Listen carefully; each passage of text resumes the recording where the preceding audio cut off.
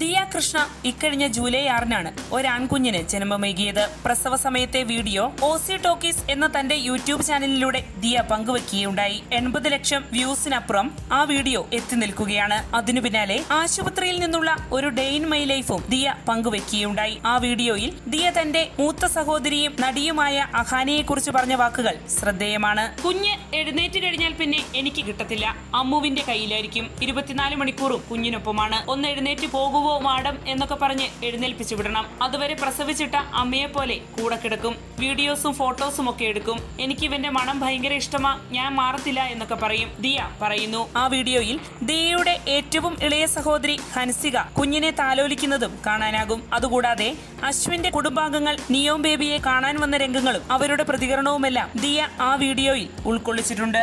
അശ്വിന്റെ മുടി അതുപോലെ തന്നെ കുഞ്ഞിന് കിട്ടിയിട്ടുണ്ടെന്നും മുഖച്ഛായ കൂടുതലും ദിയയെ പോലെയാണെന്നുമായിരുന്നു അശ്വിന്റെ കുടുംബാംഗങ്ങളുടെ പ്രതികരണം.